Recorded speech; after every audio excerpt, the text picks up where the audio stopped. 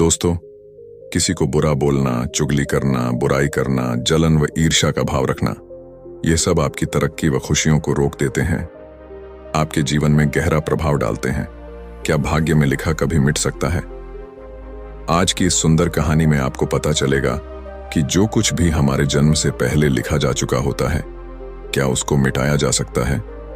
अगर आप यह सब कुछ जानना चाहते हैं तो इस सुंदर कहानी को कृपया अंत तक जरूर सुनें। दोस्तों, यह कहानी बड़ी ही शिक्षाप्रद, महत्वपूर्ण और ज्ञानवर्धक है। मेरा आपसे निवेदन है कि कहानी के अंत तक हमारे साथ में बने रहना। अब देर ना करते हुए कहानी शुरू करते हैं। प्राचीन समय की बात है।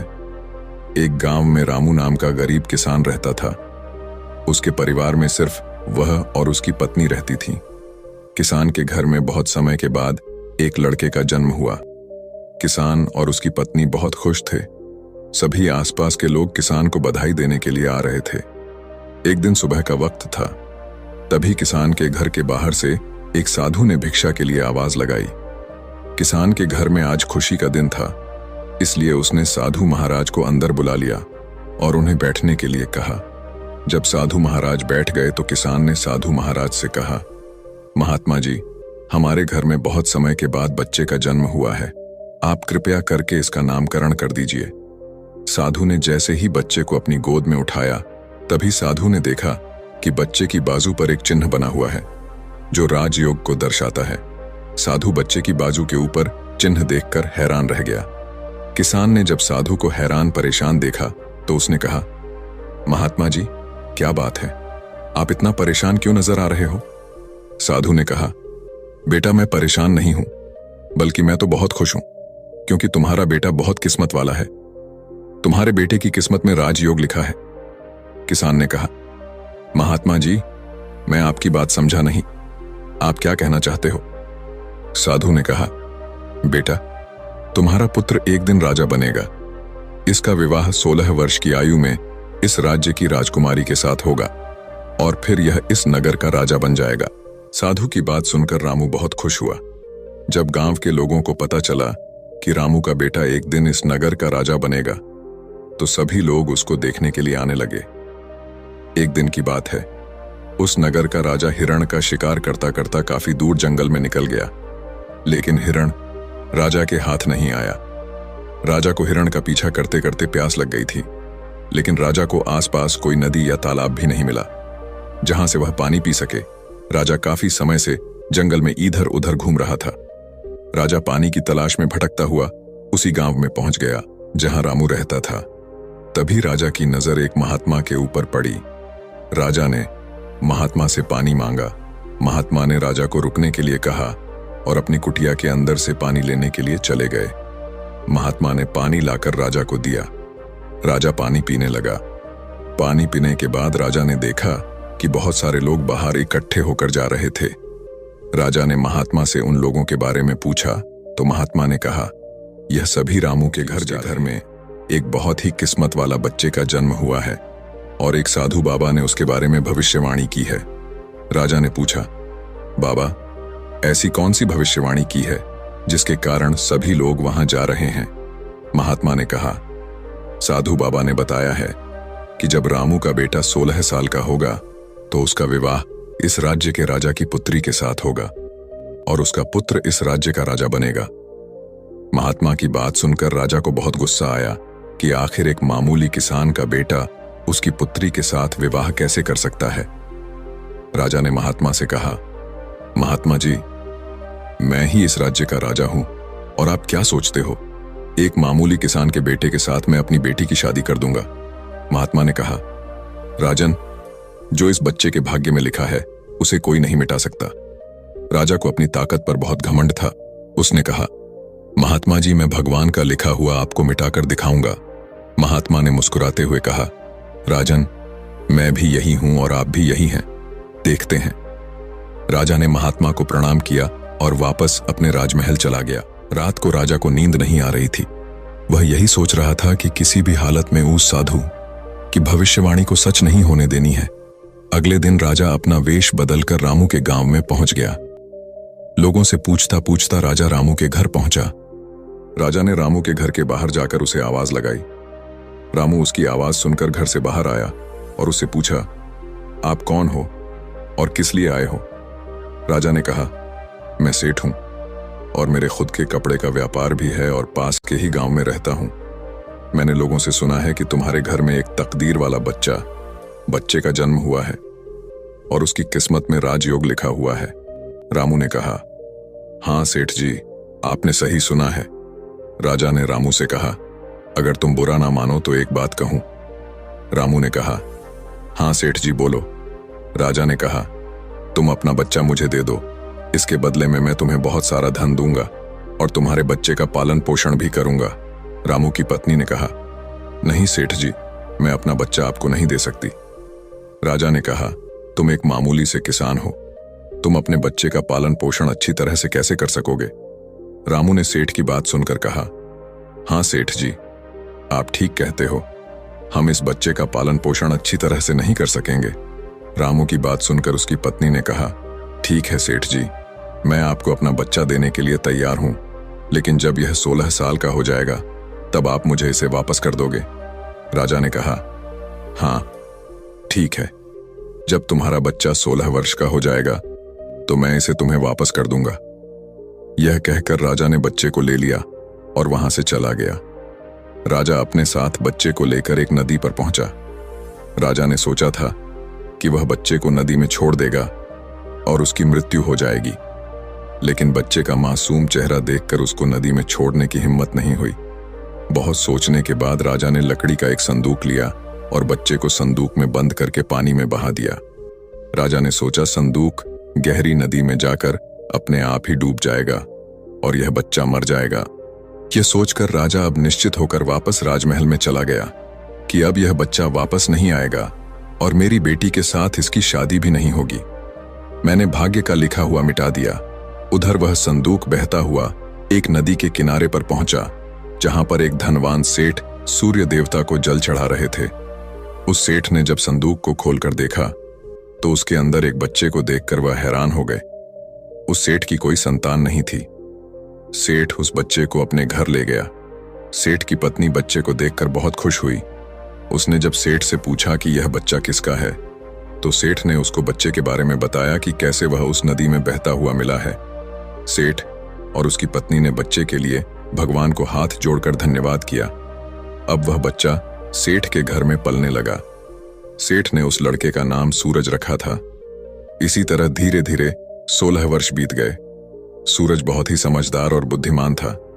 एक दिन सूरज को अध्यापक पढ़ा रहा था। अध्यापक जो कुछ भी पूछता, सूरज तत्काल उसका जवाब दे देता। यह देखकर अध्यापक ने सूरज को कहा, तुम तो बहुत ही समझदार और ज्ञानी हो, तुम आगे चलकर बहुत बड़े आदमी बनोगे। अध्यापक सूरज की प्रशंसा कर रहा था कि तभी वहां से वही राजा गुजर रहा था जो किसी दूसरे राज्य में किसी काम से जा रहा था। राजा ने जब सूरज की तरफ देखा तो राजा वहीं पर रुक गया। राजा ने सूरज से पूछा, बेटा तुम कौन हो और कहां रहते हो और तुम्हारे पिताजी का नाम क्या है? सूरज ने कहा, महाराज मैं सेठ हीरालाल का पुत्र हूं। यह पूछकर राजा वहां से चला गया। अपना कार्य करने के पश्चात राजा जब वापस आया तो वह सेठ हीरालाल के घर गया और उसने हीरालाल से कहा, तुम्हारा बेटा बहुत ही समझदार और बुद्धिमान है। सेठ हीरालाल ने राजा की बात सुनकर कहा, महाराज मैं उसका असली पिता नहीं हूं, मैंने तो उसे सिर्फ पाला है, लेकिन वह मेरे लिए बेटे से भी बढ़कर है। राजा ने सेठ हीरालाल से पूछा, क्या यह लड़का आपका पुत्र नहीं है? तो फिर यह लड़का आपको कहां से मिला? फिर सेठ हीरालाल ने राजा को सारी कहानी सुनाई कि कैसे वह उसे बहते हुए पानी में एक संदूक से मिला था। जब राजा ने सेठ हीरालाल की बात सुनी तो वह चौंक गया। राजा समझ गया था कि यह बच्चा वही है जिसे मैंने 16 साल पहले नदी में बहा दिया था। राजा और सेठ हीरालाल अभी बातें कर ही रहे थे कि वहां पर सूरज आ गया। राजा ने सूरज को देखा तो उसने सेठ हीरालाल से कहा, सेठ जी मुझे आगे किसी काम से जाना है, अगर आप अपने बेटे के हाथों मेरी एक चिट्ठी महारानी तक पहुंचा दो तो मैं उसको सोने की 50 मोहरें दूंगा। सूरज ने यह सुनकर राजा से कहा, हाँ महाराज क्यों नहीं, मैं आपकी चिट्ठी जरूर पहुंचा दूंगा। राजा ने चिट्ठी में चुपचाप एक संदेश लिखा और चिट्ठी के ऊपर मोहर लगा दी। और चिट्ठी सूरज को पकड़ा दी और कहा कि बेटा यह लो, यह रानी तक पहुंचा देना। सूरज चिट्ठी लेकर चला गया। सूरज चलते चलते एक घने जंगल से गुजर रहा था कि वह रास्ता भटक गया। उसे रास्ता ढूंढते ढूंढते रात हो गई। सूरज रात गुजारने के लिए कोई जगह ढूंढने लगा। तभी उसकी नजर एक झोपड़ी के ऊपर पड़ी। सूरज ने सोचा, मैं रात यहीं पर बिता लेता हूं। यह सोचकर सूरज घोड़े से नीचे उतरा और झोपड़ी के अंदर चला गया। जब सूरज अंदर गया तो उसने देखा कि एक बूढ़ी औरत खाना बना रही थी। बूढ़ी औरत ने सूरज को देखा तो उससे पूछा कि बेटा तुम कौन हो और बिना इजाजत अंदर क्यों आए हो। सूरज ने अपने बारे में बताया कि वह रास्ता भटक गया है, इसलिए रात गुजारने के लिए यहाँ पर आया है। सूरज की बात सुनकर बूढ़ी औरत को उसके ऊपर दया आ गई, लेकिन फिर बूढ़ी औरत ने सूरज से कहा, बेटा तुम्हारा यहाँ पर रुकना ठीक नहीं है, क्योंकि यह डाकुओं का अड्डा है। अभी कुछ ही देर में डाकू आने वाले हैं। यदि उन्होंने तुम्हें यहाँ देख लिया तो तुम्हारे लिए परेशानी खड़ी हो जाएगी। सूरज ने कहा, लेकिन माताजी इतनी भयानक रात में मैं कहीं और जा भी नहीं सकता। अगर मैं बाहर गया तो जंगली जानवर मुझे खा जाएंगे। इससे अच्छा है मैं यहाँ कोने में जाकर लेट जाता हूँ। यह कहकर सूरज कोने में जाकर लेट गया। कुछ समय के बाद डाकू अपने घर वापस आए। डाकुओं ने जब घोड़े को बाहर देखा तो सूरज बूढ़ी माता से उसके बारे में पूछा। बूढ़ी माता ने उनको बताया कि इसका का नाम सूरज है। यह बहुत ही नेक दिल बच्चा है और यह राजा के काम से राजमहल जा रहा है। जब डाकुओं ने यह सुना तो उन्हें कुछ संदेह हुआ। वह राजा की हरकतों के बारे में जानते थे, इसलिए उन्होंने सूरज की जेब से चिट्ठी निकाली और उसे पढ़ने लगे। जैसे ही डाकुओं ने वह चिट्ठी पढ़ी तो वह सब समझ गए। बूढ़ी माता ने उनसे पूछा, चिट्ठी में क्या लिखा है। उनमें से एक डाकू ने बताया कि चिट्ठी में लिखा है कि जैसे ही यह लड़का तुम्हारे पास पहुंचे, इसको उसी समय मरवा कर कहीं दूर दफना देना। यह काम मेरे पहुंचने से पहले हो जाना चाहिए।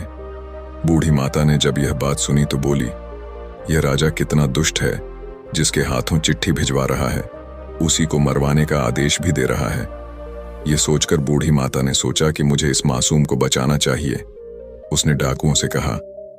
तब डाकुओं ने दूसरी चिट्ठी लिखकर उस चिट्ठी से बदल दी और वापस सूरज की जेब में रख दी। इसके बाद डाकू वहां से चले गए। सुबह होते ही सूरज उठा और बूढ़ी माता को धन्यवाद देकर वहां से चला गया। सूरज कुछ समय के बाद ही राजमहल पहुंच गया और उसने चिट्ठी महारानी को दे दी। महारानी ने चिट्ठी पढ़ी तो चिट्ठी में लिखा था कि यह लड़का बहुत ही बुद्धिमान और ज्ञानी है। यह राजकुमारी से विवाह करने लायक है, इसलिए मेरे आने से पहले ही तुम इसका विवाह राजकुमारी से कर दो।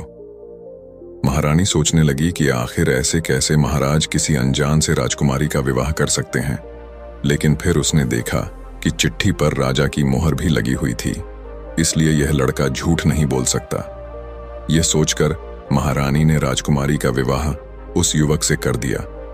कुछ दिनों के बाद जब राजा वापस आया तो उसे पता लगा कि उसकी पुत्री का विवाह उसी युवक से हो गया है। यह सुनते ही राजा गुस्से से आग बबूला हो गया और उसने महारानी से पूछा, तुमने यह सब क्यों किया? तब महारानी ने बताया कि महाराज, जैसा कि आपने चिट्ठी में लिखा था, मैंने वैसा ही किया है। राजा ने महारानी को चिट्ठी दिखाने के लिए कहा। जब महारानी ने चिट्ठी दिखाई तो राजा ने चिट्ठी में कुछ और ही लिखा पाया।